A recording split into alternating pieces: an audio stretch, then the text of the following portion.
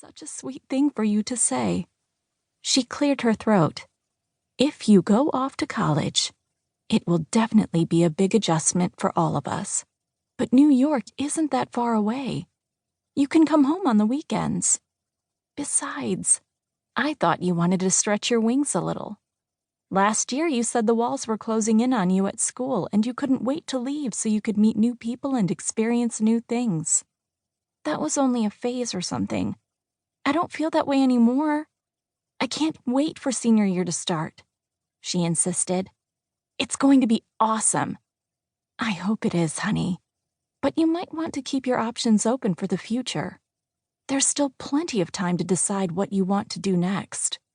Yeah, I guess, Lily half-heartedly agreed, even though she'd already made up her mind.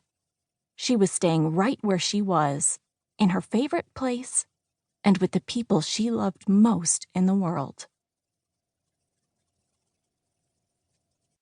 Part 1. Chapter 1. Now. Tuesday. Of the 5 towns in Hope Haven, Rockfield had the least glamorous name, but it was home to one of Dune Island's most breathtaking views.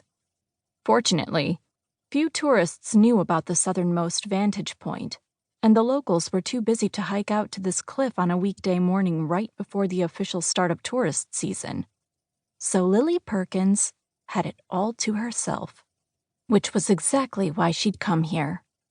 She needed a few more moments to gather her composure before meeting with her family's estate attorney. Standing near the edge of the cliff, she shielded her eyes and surveyed the seemingly boundless sweep of glittering water. In the distance, the ocean was deep blue, but closer to the craggy coastline, a band of aquamarine swells crested and tumbled in explosions of white. Lily inhaled the fragrant air as deeply as she could, and then she blew it out again. It's been almost 18 years since I've been back. That means I've been gone for almost as long as I lived here, she realized.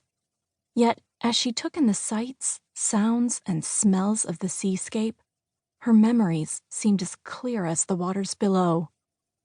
She recalled her grandfather and uncle tinkering on a piece of machinery in their workshop, her grandmother and Mrs. Henderson kneading dough for cranberry orange bread, biking to the beach with her best friend Katie Bleecker.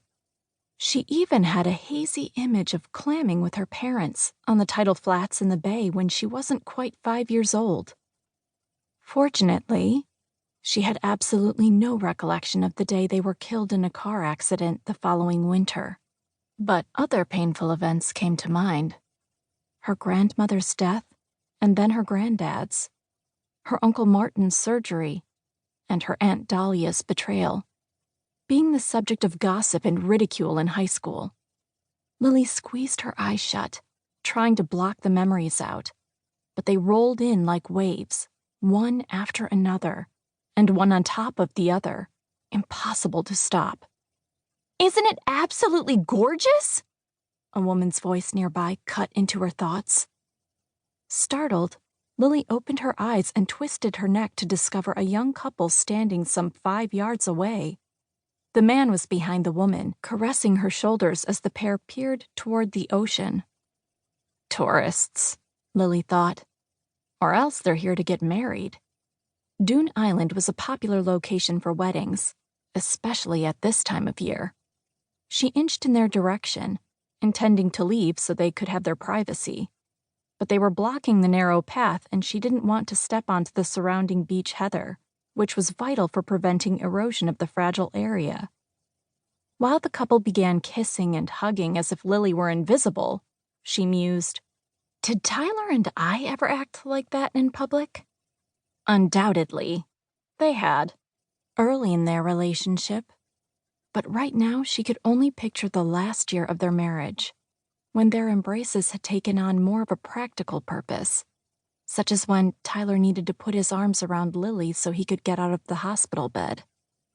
It had been over 2.5 years since her husband had died of cancer. Lily no longer choked up every time at the very thought of him, the way she'd done in the